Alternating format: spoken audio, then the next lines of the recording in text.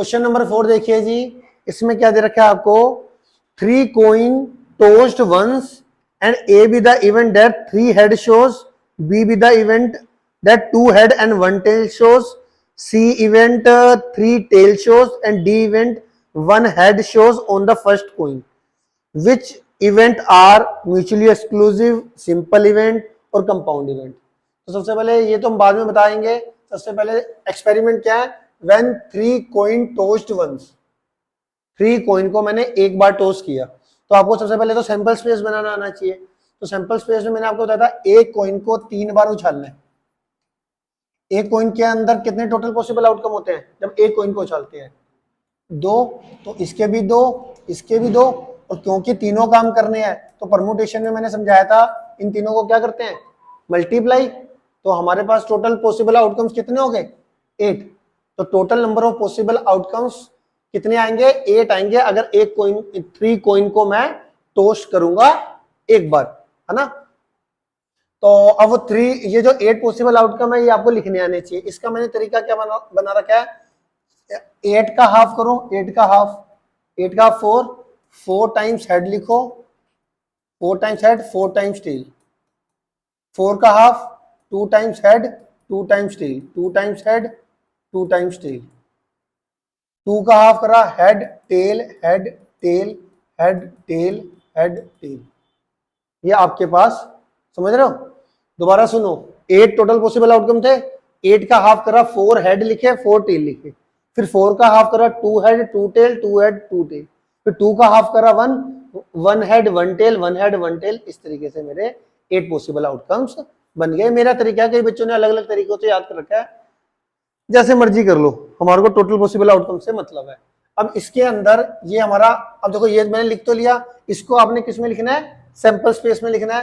तो यहां पे कोमा पाकर ये इसको ये पूरा सेट में लिखना है अपने अलग तरीके से। इसको अगर मैं वैसे जैसे इसको ऐसे ना लिख के तुम कहो सर दोबारा से सेट्स में कैसे लिखना है, तो मैंने सैंपल स्पेस बनाया, इसमें मैंने ऊपर 4 हेड लिखे और थोड़े थोड़े गैप पे 4 हेड, ये 4 टेल, ठीक है, 4 हेड लिखे 4 टेल लिखे। 4 का आधा कितना बताया था, 2 हेड फिर 2 टेल, 2 हेड 2 टेल, फिर 2 का आधा 1 head 1 tail 1 head 1 tail 1 head 1 tail 1 head 1 tail. ये मेरे कोमा आ गए बीच में, ठीक है, ये आ गया मेरा सैंपल स्पेस। क्लियर हो गया। ये मेरा क्वेश्चन नंबर 4 का ये सैंपल स्पेस आ गया जी। अब इसके अंदर ए इवेंट देख लो, ए इवेंट क्या था, ए इवेंट था हमारा 3 हेड शोज। 3 हेड कौन सा है, ये वाला, तो इसका एक ही फेवरेबल केस है 8 में से 3 हेड। बी क्या है हमारे पास, बी इवेंट क्या कह रहा है, 2 head and 1 tail. B event कह रहा है 2 हेड और 1 टेल, तो इसमें कौन सा आ जाएगा, ये वाला आ जाएगा 2 हेड और 1 टेल, ये वाला भी आ जाएगा 2 हेड 1 टेल, और ये वाला भी आ जाएगा 2 हेड और 1 टेल, और ये वाला नहीं आएगा, ये वाला भी नहीं आएगा, ये वाला भी नहीं आएगा। तो ये आ गया हमारा बी इवेंट। सी इवेंट क्या कह रहा है मेरे पास, 3 टेल शोज, तो सी इवेंट में 3 टेल आ जाएंगे। और डी इवेंट में क्या आ रहा है, a head shows on the first coin, a head shows on the first coin, coin के पहले वाले उसमें पहले में हेडेड आना चाहिए। तो ये वाला फेवरेबल, ये वाला और ये वाला, H H H H H T H T H और एच टी टी, ये मेरा आ गया कोइन का पहला कोइन पे अगर हेड आता है तो ये वाले हो गए, है ना। तो 4 इवेंट हो गए ए बी सी डी। अब इसमें इन्होंने पूछा था कौन से आपस में म्यूचुअली एक्सक्लूसिव है, कौन से एग्जॉस्टिव है और कौन से सिंपल है। तो देखो सबसे पहले मैं पहले पार्ट का आंसर देता हूं कि म्यूचुअली एक्सक्लूसिव कौन से हैं।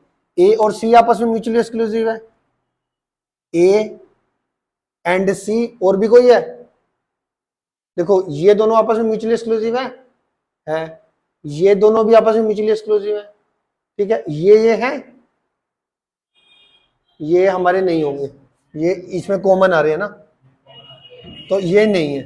तो आपका ए एंड सी है, और कौन सा है, ए एंड बी है, बी और सी भी है।